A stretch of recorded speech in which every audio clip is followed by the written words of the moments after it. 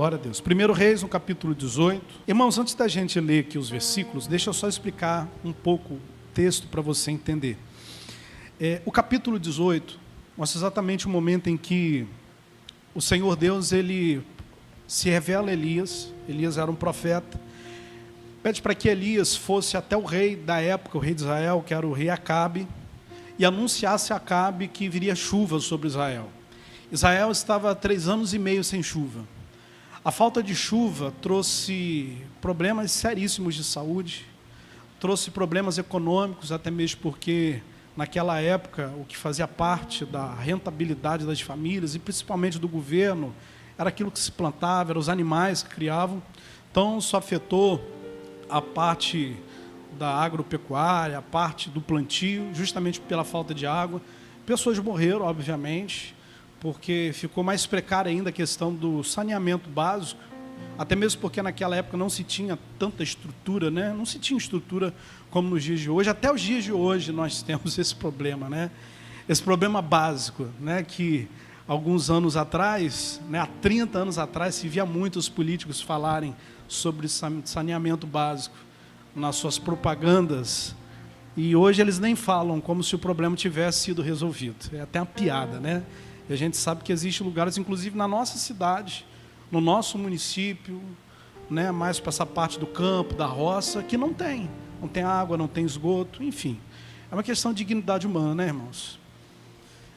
E naquele tempo não tinha também, a falta de água, obviamente, isso gerou um caos. Morte, doenças, economia que foi a zero, pessoas que não tinham o que comer. Então foram 3 anos e meio, tudo isso por conta da desobediência do povo e também por conta de uma desobediência do rei. Mas Deus decidiu que viria chuva, que aquela situação iria mudar. Depois de 3 anos e meio, então Deus se revela ao profeta, falou que ele fosse até o rei, fosse até Acabe, e desse esse recado que viria chuva. Não tinha como o profeta ir diretamente até o rei, porque existiam barreiras, né? Existiam várias dificuldades para que ele tivesse acesso ao rei.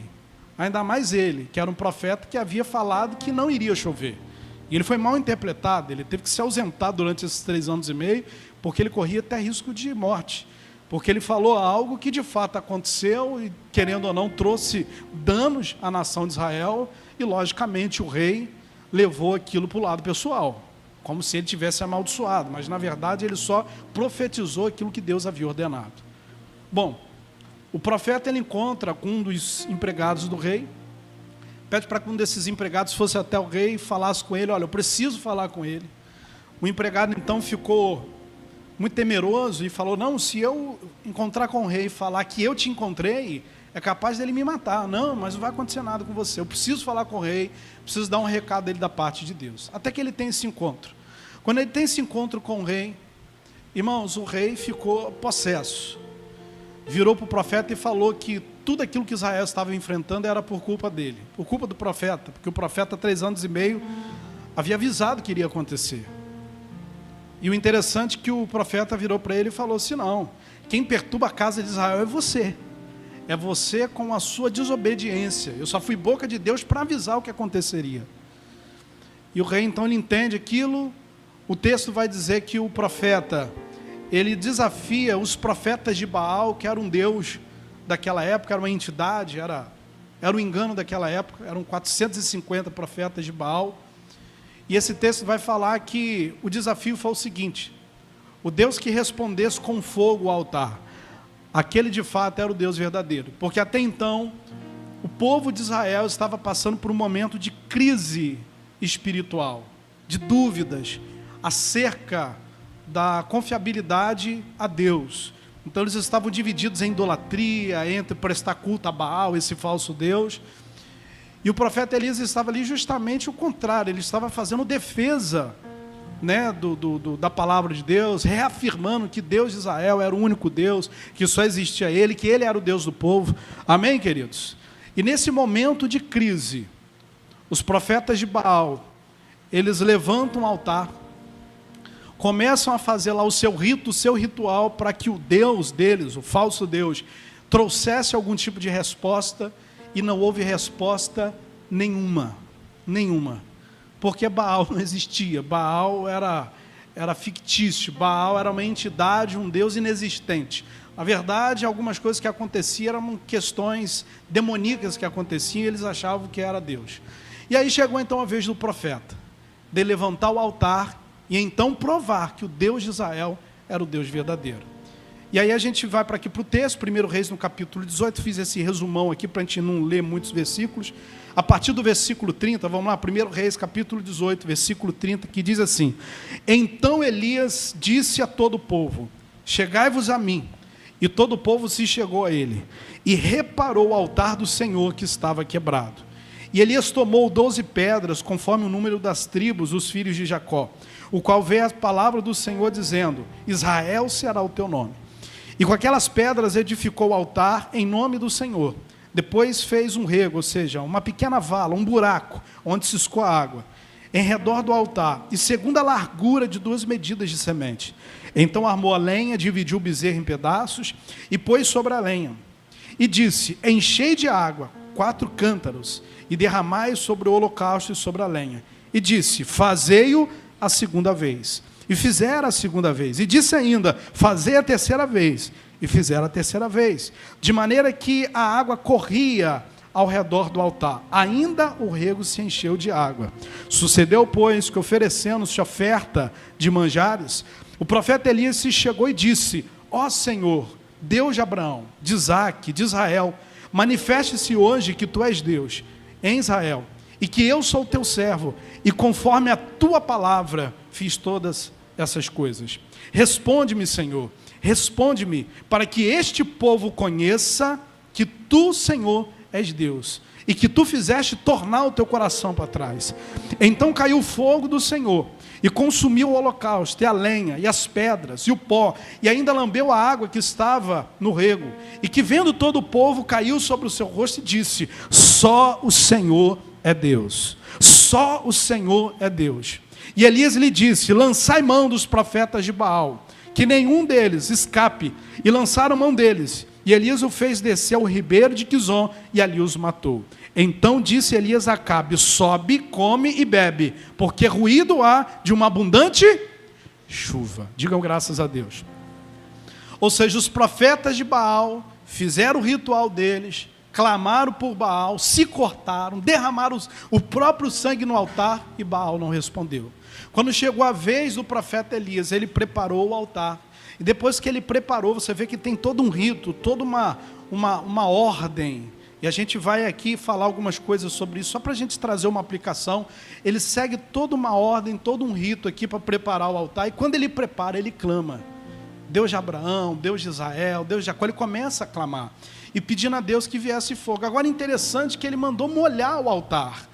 Né? Ele mandou, em volta desse altar onde ele colocou o sacrifício, ele fez uma espécie de buraco ao redor e mandou que colocasse água, justamente para provar para o povo que não tinha truque, que não tinha mágica, que não tinha mentira, que o altar iria pegar fogo mesmo molhado, porque era muito natural quando os profetas de Baal levantassem um altar e dissessem que Baal havia respondido, eles botavam uma espécie de um fogo escondido. Por isso que vem aquela frase que a gente conhece de fogo estranho, né? Fogo estranho, ou seja, era um fogo falso, não era um fogo vindo do céu, era um fogo que eles mesmos preparavam, e as pessoas acreditavam que alguma coisa sobrenatural havia acontecido. Então, justamente para Elias provar para o povo que Deus realmente era o Deus verdadeiro, ele mandou molhar, para que o fogo mesmo molhasse, o fogo viesse. E de fato o fogo veio, a resposta de Deus veio. Aqui, irmãos, a gente aprende muitas coisas que a gente pode aplicar na nossa vida. A primeira coisa que a gente aprende, irmãos, é que o altar tem vários significados, mas dentro da nossa mensagem de hoje, o altar pode representar a nossa vida com Deus, o nosso coração. E o altar pode representar a própria presença de Deus. Nesse caso, irmãos, o altar representando a nossa vida com Ele, a nossa comunhão com Ele. O interessante é que no versículo 30 diz que Elias reparou o altar, ou seja, Elias restaurou o altar. Olha o que diz o versículo 30, novamente. Então Elias disse a todo o povo, chegai-vos a mim, todo o povo se chegou a ele, e reparou o altar do Senhor que estava quebrado. A primeira coisa, irmãos, que Elias fez, claro, primeiro ele chamou o povo para que se aproximasse dele, se aproximasse do altar. Irmãos, a gente precisa se aproximar de Deus. Não tem como, queridos, nós vivermos as promessas de Deus, a gente viver uma experiência com Deus, vivendo uma vida distante dele. É por isso que Tiago fala, chegai-vos a Deus e ele se chegará a vós. Há muitas pessoas que estão distantes de Deus. Se você perguntar, você confia em Deus? Ela vai falar que confia, que ela acredita. Irmãos, mas pode parecer heresia o que eu vou falar. Isso não é o suficiente se ela viveu uma vida longe. Deus não quer que a gente viva longe dele. Deus quer que a gente se achegue. Como o Tiago falou, se achegue ao Senhor e ele vai se achegar a você. É necessário que a gente se achegue a ele. A primeira coisa que o profeta fez foi chamar o povo para perto. O povo estava disperso, estava de longe.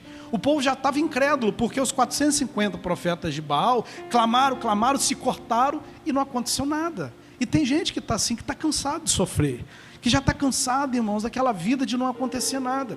E justamente por conta do cansaço, de muito sofrimento, muita frustração na sua vida, sem que ela perceba, esse cansaço, essa frustração, gera até uma dúvida no coração dela. Mas será realmente, se eu buscar Deus, a minha vida vai mudar? Será que se realmente eu for nessa igreja, a situação na minha vida vai mudar? Não se trata, queridos, da igreja, não se trata necessariamente de Deus, se trata do nosso nível de fé, do nosso nível de confiança. É claro que Deus vai mudar.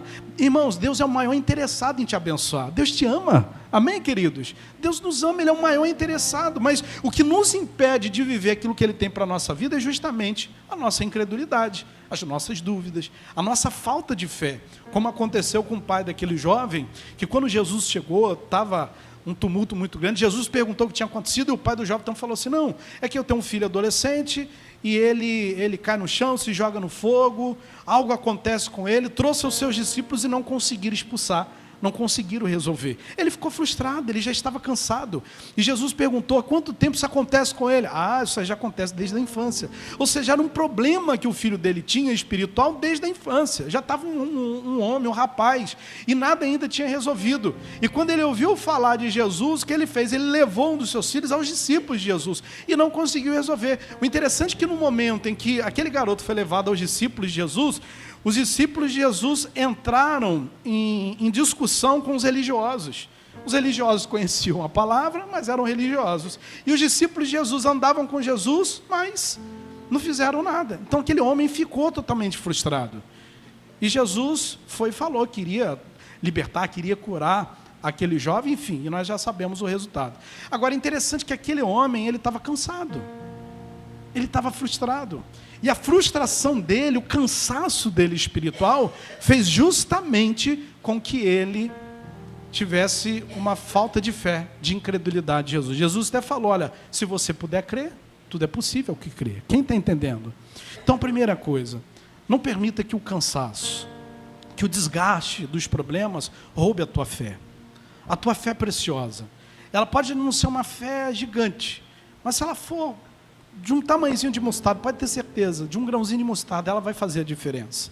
A fé é resultado daquilo que a gente aprende através da palavra. A fé vem pelo ouvir, e ouvir a palavra de Deus. É por isso que a gente precisa se esforçar para ouvir a palavra. Seja na sua casa você lendo, seja você ouvindo, através de uma programação de TV, não importa a igreja, desde que esteja pregando a palavra de Deus.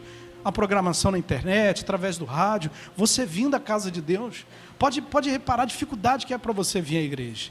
Hoje existem muitos pensamentos para muitos, assim, para a igreja para quê? Tem a televisão, tem a internet, de fato, isso realmente deveria cooperar, nos ajudar, mas não ajuda, não coopera. Sabe por quê? Porque em casa sempre vai acontecer alguma coisa, você vai se distrair, o cachorro vai latir, o vizinho vai chamar. Na igreja não. Na igreja você vem forçado muitas vezes, por você mesmo, ou por alguém que te força a vir, mas quando você vê a igreja, você é obrigado a ouvir. Porque você está aqui, você vai pensar em outra coisa, a perda de tempo sua. E aquilo que você ouve te faz bem, porque é a palavra. Então a gente precisa sim buscar Deus em casa, mas a gente precisa vir à casa de Deus também. Vir à casa de Deus é um ato de fé. Amém, queridos? Vir à igreja é um ato de fé. E nos dias de hoje, por incrível que pareça, tem sido uma das maiores dificuldades das pessoas, vir à igreja. Porque a gente tem culto transmitido, estamos ao vivo agora. Tem outras igrejas aí, tem muito mais bem estruturados com culto ao vivo. Às vezes irmãos, tem cultos que são tão bem estruturados, parece até um espetáculo. Dá gosto até de ver, de tão bonito que é a imagem, é ou não é? A câmera é até boa, que vê até as espinhas do pastor. Mas se a pessoa ela não tiver uma disciplina, ela pode ter a melhor imagem dentro de casa. Não vai resolver. Então, o culto online é importante, mas estar presente é mais importante ainda. Então o que eles fizeram? Se achegaram. Primeira coisa, a gente tem que se achegar a Deus. O profeta chamou eles para perto. Amém, gente? Versículo 30. E disse o povo: chegai-vos a mim. Todo o povo se chegou a ele. E reparou o altar do Senhor que estava quebrado. Segunda coisa, irmãos, que o profeta fez. Ele restaurou o altar quebrado. Lembra que eu falei que o altar representa a presença de Deus e a nossa comunhão com Ele? Irmãos, a gente precisa ver se o nosso coração não está quebrado. O que seria um altar quebrado? Um altar despedaçado? É quando a nossa comunhão com Deus, irmãos, ela não está como deveria. É quando a gente, infelizmente, não vigia e deixa o pecado entrar, deixa outros pensamentos entrar, e aquilo vai ruindo o altar, vai tirando a beleza do altar, vai tirando, né, o temor de se achegar ao altar. Irmãos, o altar é o nosso coração. É por isso que em Provérbios 4:23 diz o seguinte: sobre tudo que se deve guardar, guarda o seu coração. Como está o seu coração? Irmãos, o coração procede às saídas da vida. A Bíblia fala o seguinte, que o coração do homem é mais enganoso que tudo, para tomar cuidado com ele. A Bíblia fala para guardar o coração. O mundo não. O mundo fala o seguinte: segue o seu coração. E aí as pessoas seguem o coração delas e a gente vê os resultados. Irmãos, o diabo não trabalha para você fazer a vontade dele. Bota isso na sua cabeça. Por quê, pastor? Porque o diabo não tem vontade. O diabo trabalha para que a nossa vontade seja realizada, porque a nossa vontade é o suficiente para nos afastar de Deus. É por isso que a vontade de Deus é boa, perfeita e agradável. Então não tem que fazer a vontade do meu coração, tem que fazer a vontade do Senhor, porque a vontade do meu coração é enganosa. Então como está o seu altar? Elias, irmãos, ele reparou o altar estava quebrado. Há muitas pessoas que são de Deus, mas o altar está quebrado. Existe um altar, mas está quebrado, está parado, está abandonado, está cheio de teia de aranha, está sujo. A pessoa precisa limpar aquele altar, até mesmo porque Deus vai responder no altar. Irmãos, Deus quer responder na nossa vida. Até quando vamos viver contando a experiência dos outros? É bom contar testemunho dos outros, mas eu quero ter os meus testemunhos. Quem quer ter, diga amém. Eu quero contar as minhas histórias com Deus. Eu quero ficar feliz com a história do meu irmão, da minha irmã com o Senhor, mas eu quero ter as minhas também. Agora eu preciso olhar para o meu altar, e às vezes eu fico admirando o altar dos outros. Olha como ela é uma pessoa de Deus, olha como ele é uma pessoa de Deus, mas você também é de Deus. Deus quer usar você também, Deus quer encher você também. A gente vê a pessoa na TV, olha, ele é de Deus, né? Olha, aquela moça é de Deus. Ué, mas você não é não? Nós somos de Deus. Reparamos o altar dos outros, olhamos o altar dos outros, admiramos o altar dos outros, e algumas vezes até criticamos o altar dos outros, mas não cuidamos do nosso. Elias reparou o altar, Elias reconstruiu o altar, porque ele sabia que o fogo de Deus viria sobre o altar. Então ele reconstruiu. A gente precisa parar, refletir e ver se a nossa vida com Deus precisa de uma reconstrução. Versículo 31. E Elias tomou 12 pedras, conforme o número das tribos dos filhos de Jacó, o qual vê a palavra do Senhor dizendo: Israel será o teu nome. As 12 pedras representavam as 12 tribos, representam os 12 discípulos de Jesus, ou seja, essas 12 pedras representavam o quê? Deus falando: o povo de Israel é minha propriedade. Nós somos do Senhor. O próprio Paulo fala, apóstolo Paulo: não sabeis vós que o vosso corpo é templo do Espírito Santo? Pastor, mas às vezes eu sinto uma dor aqui, uma dor colar. Mas você precisa declarar isso: o meu corpo tem dono, o meu corpo é templo do Espírito Santo. Eu não aceito essa doença, eu não aceito essa dor. Não estou falando que você não vai ao médico, não é isso, que você não vai tomar remédio, você vai fazer a sua parte. Nós somos seres humanos, mas antes de sermos humanos, nós somos espirituais. Você precisa declarar isso. Não é se entregar: pastor, estou com uma tristeza, estou tão depressivo. Se você se entregar, é pior. Você precisa reagir, você precisa lutar, você precisa dizer: eu tenho dono, o Senhor é o meu dono. É Ele que me guarda, é Ele que me protege, é Ele que me dá saúde. E as coisas vão acontecer mediante aquilo que você confessar. Mas o problema é que a gente só está confessando derrota. Eu não consigo, eu não vou vencer. Ah, está doendo aqui. Minha avó tinha essa doença, minha mãe, e eu também tenho, ou eu vou ter. Não! Você é de Deus. Quando Ele colocou as pedras no altar, e Deus falou: olha, Israel é minha propriedade. É meu. Esse povo é meu, está sujo, está imundo, está em pecado, mas é meu. Ninguém toca no que é meu. Ah, pastor, mas eu estou todo quebrado, toda quebrado, mas você tem dono. E o dono quer limpar, o dono quer renovar, o dono quer curar, o dono quer libertar, porque tem um dono. Ele comprou por um alto preço. Ele deu a vida do próprio filho para nos resgatar. A gente precisa ter essa consciência. Na medida que temos, irmãos, o mal vai saindo. A dor vai saindo, os maus pensamentos vão saindo, o pecado vão saindo, na medida que a gente vai se conscientizando. Terceira coisa, versículo 32. E com aquelas pedras edificou o altar do nome do Senhor, depois fez um rego em redor do altar, segundo a largura das medidas da semente. Como eu falei, o rego era uma pequena vala para escoamento da água. Ele fez em volta do altar, para que se enchesse bastante de água. Versículo 34. E disse, enchei de água 4 cântaros, e derramai sobre o holocausto e sobre a lenha. E disse, fazei a segunda vez, e fizeram a segunda vez, e disse ainda, fazer a terceira vez, e o fizeram a terceira vez. Aqui a gente vê nitidamente, irmãos, que ele mandou encher de água 3 vezes. A água fala da palavra, a água fala do Espírito Santo. Encheu 3 vezes, a gente pode falar da trindade, da ação de Deus na nossa vida, Pai, Filho, Espírito Santo. Ou seja, na medida que a gente vai restaurando o altar, irmãos, o caráter de Deus vai nos aperfeiçoando. O caráter de Deus vai trabalhando. Pastor, eu não quero mais usar droga, não quero mais beber. Mas sem a ajuda de Deus é difícil demais. Porque o homem é caído, mas em Deus, irmãos, ele é resgatado. Ou seja, é Deus que transforma. Aqui a gente vê a presença da Trindade, a gente vê a ação de Deus naquele altar. E Deus quer manifestar a ação dele na nossa vida, mas a gente precisa reconstruir o altar. A gente precisa se chegar mais perto. A gente precisa entender que nós somos propriedade de Deus. Em casa, irmãos, com a perna para o alto reclamando da vida, não vai resolver. Você vai gastar seu tempo, você vai ver o tempo passar e vai ver, não resolveu nada. Lá foi mais um dia, daqui a pouco é meio do ano, daqui a pouco é final do ano, daqui a pouco está vindo 2025 e nada mudou, porque as coisas mudam quando a gente quer mudar. Deus já está pronto, mas Deus está falando, e aí? Vai levantar ou não vai? Vai fazer ou não vai? Vai ficar aí? Ou seja, tem que ter atitude. Aqui a ação da Trindade, a ação de Deus naquele altar. Versículo 35. De maneira que a água corria ao redor do altar, ainda o rego se encheu de água. Sucedeu, pois, que oferecendo ofertas de manjares, o profeta Elias se chegou e disse, agora vem a oração, ó Senhor, Deus de Abraão, de Isaac, de Israel, manifeste hoje que tu és Deus em Israel e que eu sou o teu servo. E que conforme a tua palavra fiz todas. O mais interessante que eu acho aqui na oração dele, vou aqui só grifar aqui as 2 coisas que ele fala importantes. Eu sou o teu servo. Ele tinha certeza de quem ele era. Você sabe quem você é? Você sabe? Pergunta ao seu irmão, você sabe quem você é? É o tempo que eu tomo um café aqui. Café tá bom. Irmão, tem cantina hoje, hein? Tira a sucuri do bolso. Sabe qual é o nosso problema, irmãos? É quando a gente não encontra a nossa identidade. Ah, pastor, mas eu estou sofrendo tanto. Você pode estar sofrendo, mas você continua sendo filho, filha do dono de todas as coisas. Você continua sendo filho, filha do Rei dos Reis, do Médico dos Médicos, do Senhor de todas as coisas.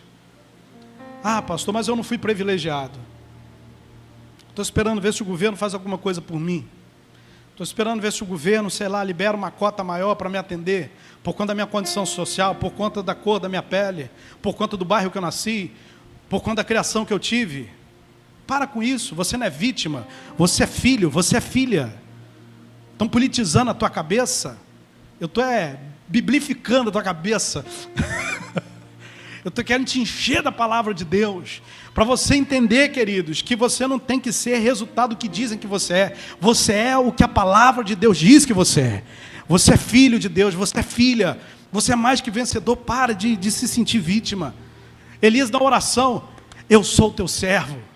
Isso pode parecer orgulho, pode parecer soberba, não. Era certeza, era convicção. O que você é para Deus? Você é filho, querido, você é filha. Você tem que botar isso na tua cabeça. Eu sou filho de Deus, eu sou filha. Pastor, mas eu estou todo sujo. Mas Ele é teu dono. Ele não compactua com o que é errado. Mas Ele ama você. Ou seja, eu sou o teu servo, Senhor. Quando você for orar, você não tem que orar como um mendigo espiritual, você tem que orar como filho. Eu sou o teu filho, Senhor. Eu sou a tua filha. Ele sabia quem ele era. Há pessoas que estão vivendo um momento de crise de identidade, crise existencial. Não sabe o que é, não sabe o que vão se tornar. Ei, querido, nós somos filhos. Nós somos servos de Deus. Nós temos um dono, nós temos um pai, nós temos um Deus. Nós não somos filhos do acaso. Nós sabemos de onde viemos e para onde estamos indo. Nós estamos indo para a glória de Deus. Você tem que saber disso. E se você não sabia, está sabendo agora. Você tem pai. Você não é órfão. Ele sabia quem ele era. E a convicção dele fez com que ele fizesse as coisas com certeza. A falta de convicção, a falta de fé, faz a gente viver uma vida na média, medíocre. Uma vida de vítima. Achando que o mundo deve alguma coisa para a gente. Esperando cair uma migalha da mesa dos senhores. Ô, queridos, na mesa dos senhores cai migalha. Mas na mesa dos senhores tem uma cadeira para você. Tem uma cadeira para você sentar. Ah, mas aquela mulher pegou da migalha. Eu não quero migalha, irmão. Eu quero sentar na mesa. Não em cima da mesa, mas você entendeu, né? Eu quero a minha cadeira. Jesus morreu para preparar uma cadeira para mim. Eu quero relacionamento com meu pai. Eu não quero viver mendigo espiritualmente, não. Nem ele quer. Então não é egoísmo, não é soberba, é entendimento. Então ele diz, eu sou o teu filho. E aí no final do versículo, na oração diz, conforme a tua palavra fiz todas essas coisas. E a segunda coisa que me chama a atenção, conforme a tua palavra, eu fiz todas essas coisas. Querido, se a gente quer que o fogo de Deus se manifeste na nossa vida, o fogo pode representar a glória de Deus, pode representar o próprio Espírito Santo, pode representar o cumprimento de uma promessa, pode representar um milagre. Irmão, se a gente quer a ação de Deus na nossa vida, a gente tem que fazer todas as coisas conforme a palavra. Ah, mas ele não me ama? Ama. Ah, tem desobediência? Ah, tem desobediência. Mas o fogo só vem se o altar for consertado. O fogo só vem se a gente que é responsável pelo altar faz conforme todas as coisas que estão na palavra. Ah, mas eu não estou fazendo. Ele vai continuar amando, mas ele não pode ir contra aquilo que ele estabeleceu. Meu filho, olha, eu te amo, mas você está em desobediência, meu filho. Eu não posso te atender. Eu te amo, mas eu não posso. Porque senão eu vou contradizer aquilo que eu escrevi, aquilo que eu determinei. Querida, a palavra de Deus é lei para você, para mim. É lei para ele também. É lei para ele também. Ele anda na própria palavra. Ele não pode ir contra aquilo que ele estabeleceu. Então, mesmo sendo infiel, todavia ele continua sendo fiel, sem dúvida. Mas o fogo só pode se manifestar se a gente ajeitar o altar. Se a gente fizer conforme a palavra. Então Elias falou, eu sou o teu servo, e conforme a tua palavra, eu fiz todas essas coisas. Ou seja, Elias não fez nada da cabeça dele, Elias fez o que estava realmente determinado ele fazer. E a gente precisa se esforçar, queridos, para andar na palavra. A palavra vai nos proteger, a palavra vai nos colocar na condição de receber aquilo que o Senhor tem para nós. Amém, gente? Estou terminando. Versículo 37. Responde-me, Senhor, responde-me, para que esse povo conheça que tu, Senhor, és Deus, e que tu fizeste tornar o seu coração para trás. Então caiu o fogo do Senhor, consumiu o holocausto, e a lenha, e as pedras, e o pó, e ainda lambeu a água que estava no rio. Irmãos, as águas que estavam em volta do altar, o altar molhado, não impediu o fogo de vir.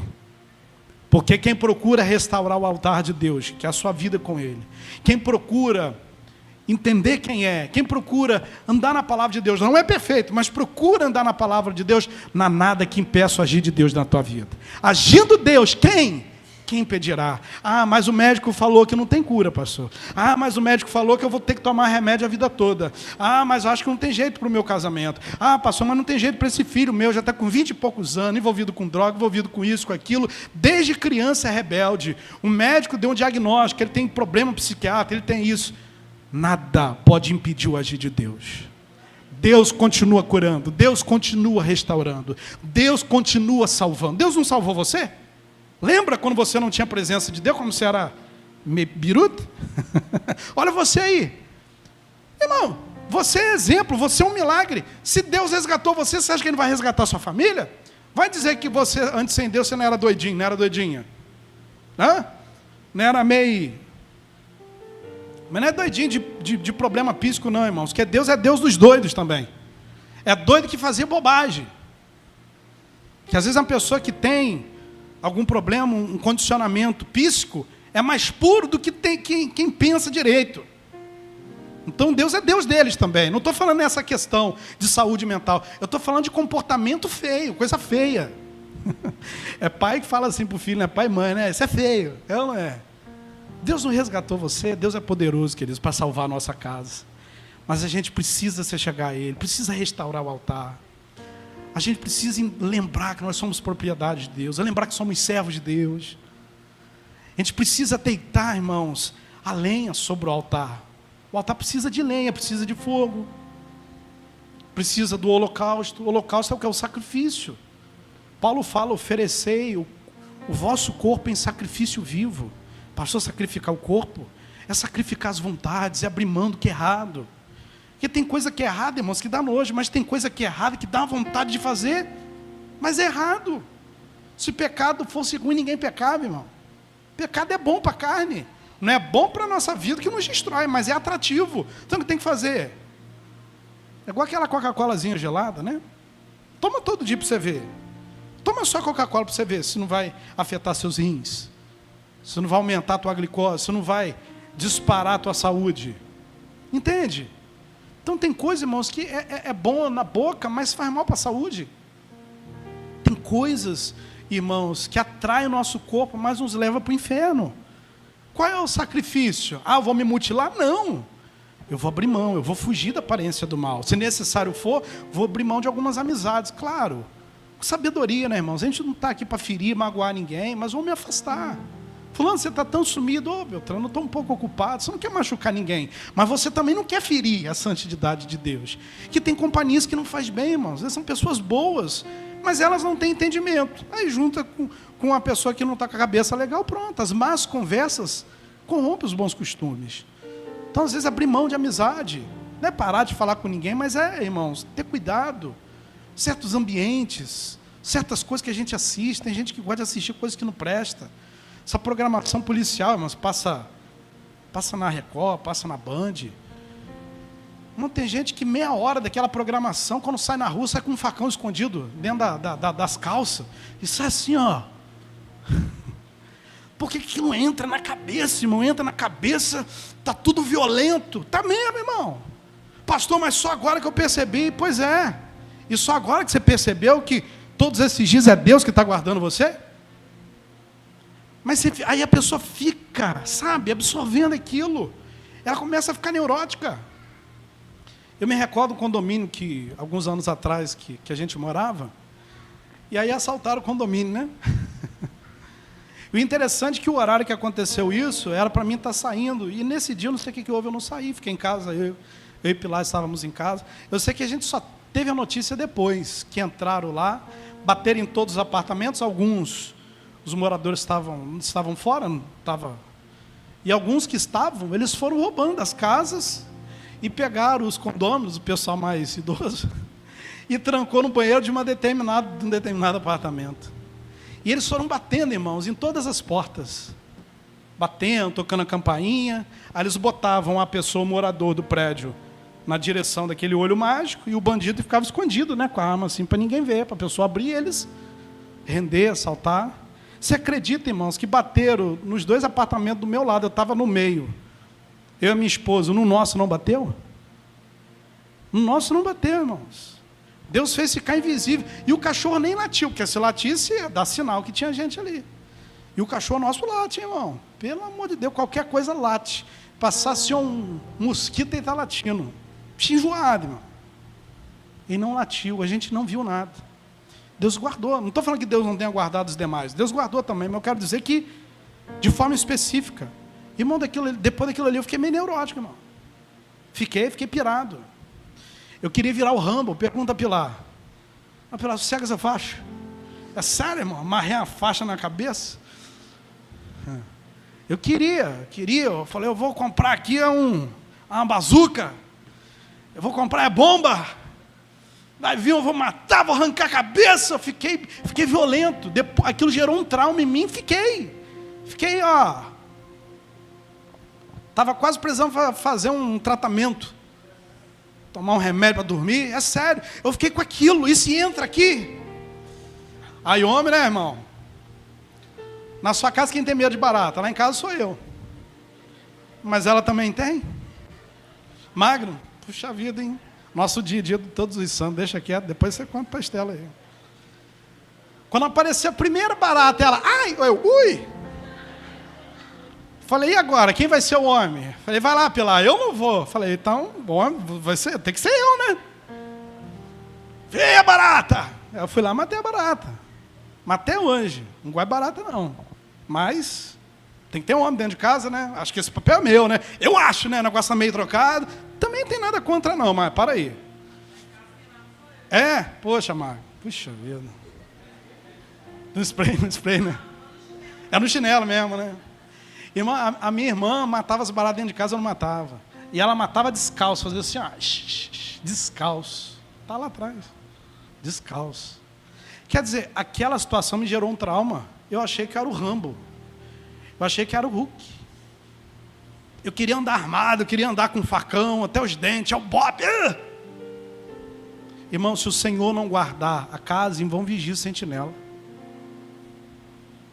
Vai adiantar? Se você pode proteger a tua casa, protege. Bota um cachorro brabo, bota cerca, bota câmera. Você quer proteger? Mas se Deus não guardar, querido. Mas certas coisas acontecem e roubam a nossa fé, sem a gente perceber. Então, o que você anda ouvindo? O que você anda assistindo? Então, às vezes a gente vai ter que abrir mão, irmãos. O altar fala de sacrifício. Às vezes a gente vai ter que abrir mão de algumas coisas que estão interferindo na nossa fé, está mexendo no nosso caráter. Como eu dei o exemplo aí desse trauma, de uma programação violenta de televisão, a pessoa fica violenta. A pessoa anda na rua, ela é muito assalto, que ela vê internet, coisa, todo mundo que olha para ela assim, é o que está olhando? Vem alguém de bicicleta, é o que você quer? Mas por quê? Porque na cabeça dela, ela acha que alguém vai vir para assaltar. Quer dizer, irmãos, o que a gente está ouvindo? O que a gente está acompanhando? Com quem a gente anda conversando? Então, sacrifício fala que é de abrir mão de coisas que estão nos afastando de Deus, que está piorando a gente. Irmãos, a graça de Deus quer nos transformar, quer nos melhorar a cada dia. Melhorar ainda é muito pouco perto do que Deus quer fazer, Ele quer transformar. E as coisas do mundo quer piorar a gente. Então, às vezes é necessário, irmãos, deitar o sacrifício, colocar a lenha. Pronto, o altar está pronto, a lenha já está ali, o fogo já está ali. Agora o que falta? O fogo. Olha o que diz, queridos, em Levítico 6. Abre lá, por favor. Agora a gente está terminando. Levítico capítulo 6. Se bem que quando o pastor fala que está terminando, não quer dizer nada, né? Estou terminando. Todo pastor fala isso, né? Quer dizer nada isso, né? Mas está valendo, tá, pessoal? Levítico capítulo 6. Ah, Magno, agora eu vou esquecer esse negócio não. Chamado barato, ainda bem que a gente é parceiro, né? Mas o nosso dia vai chegar, que a gente vai orar pelo dia das mulheres. O dia dos homens vai chegar também, né? Para a gente ser homenageado. Levítico capítulo 6. Quem achou, diga amém. Versículo 13. E o fogo arderá continuamente sobre o altar, e não se apagará. Irmãos, o altar está pronto. Colocamos o sacrifício, colocamos a lenha, ajeitamos o altar. O que falta agora para o altar? O fogo. Mas, irmãos, só quem acende o fogo é o Senhor. Só quem acende o fogo é o Senhor. A gente não consegue acender o fogo. O altar a gente prepara.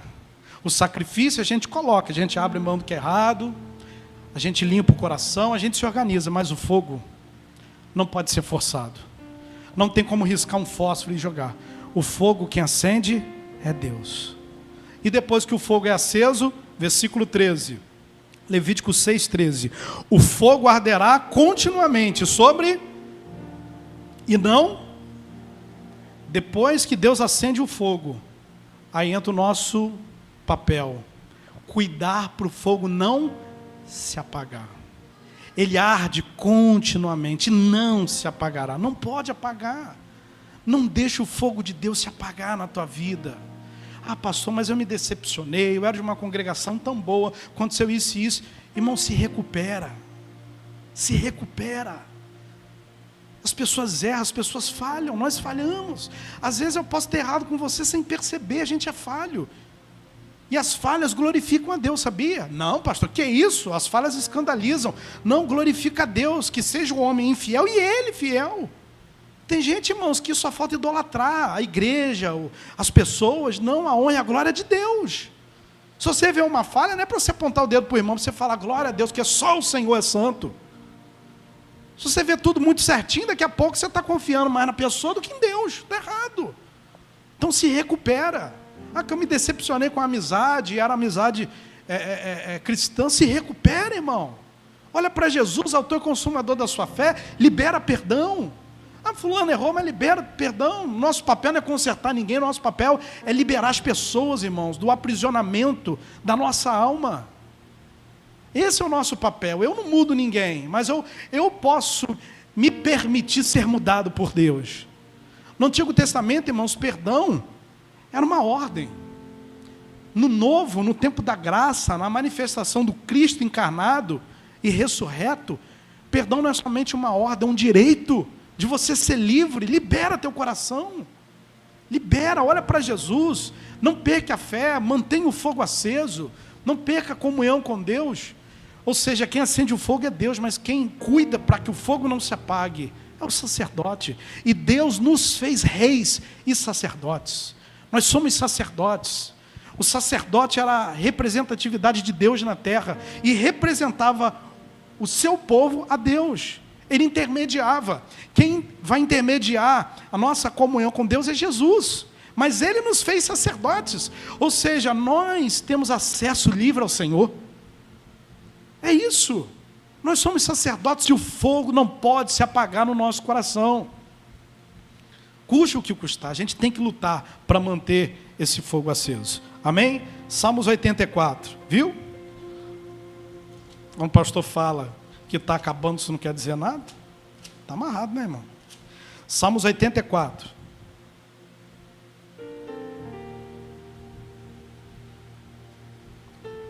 Café tá bom pra caramba. Se você não está tomando, não posso fazer nada, né? Tá bom. Irmão, duas coisas que eu tenho certeza que tinha no Jardim do Éden. Eu já falei aqui, café e água com gás. Eu tenho certeza. E com certeza era muito melhor do que é hoje, porque Adão pecou, vacilou, irmão. Café e água com gás com certeza tinha. Vamos lá, gente. Salmos 84, versículo 1. Quem achou, diga amém. Versículo 1. Quão amáveis são os teus tabernáculos, Senhor dos exércitos. A minha alma está anelante e desfalece pelos atos do Senhor. Meu coração e a minha carne clamam pelo Deus vivo. Até o pardal encontrou casa, a andorinha, ninho para si, e para a sua prole, junto dos teus altares. Senhor dos exércitos, Rei meu, Deus meu, bem-aventurados que habitam em tua casa, louvar-te-ão continuamente. Versículo 3, até o pardal encontrou casa, a andorinha, ninho para si, e para a sua prole, junto dos teus altares. Irmãos, esse versículo é uma expressão de louvor, de adoração a Deus. Ele descreve exatamente a alegria, a satisfação encontrada no coração do salmista, quando ele encontrou a presença de Deus. O interessante é que ele observa a natureza, e a natureza fala com ele. Até o pardal encontrou casa, a andorinha, ninho para si, e eu encontrei os seus altares. Eu encontrei a sua presença. Irmãos, na verdade foi Deus que nos encontrou. Foi Deus que nos separou. Toda vez que eu leio esse versículo, eu lembro de um passarinho que eu tenho. E Deus fala no meu coração, porque, irmãos, a melhor coisa que tem é ser cuidado por Deus. Olha as aves do céu. Diz lá em Mateus capítulo 6, Jesus falando. Olha como é que o Pai cuida delas. Olha os lírios nos campos. Nem Salomão, com toda a sua glória, foi vestido como elas são. E se você olhar a natureza, a perfeição que é, a perfeição, irmãos. Se tem um bicho que é peçonhento, que ninguém gosta, é a cobra, né? Mas você já reparou que as roupas de grife, as mais caras, são feitas do couro da cobra? De tão valiosas que são?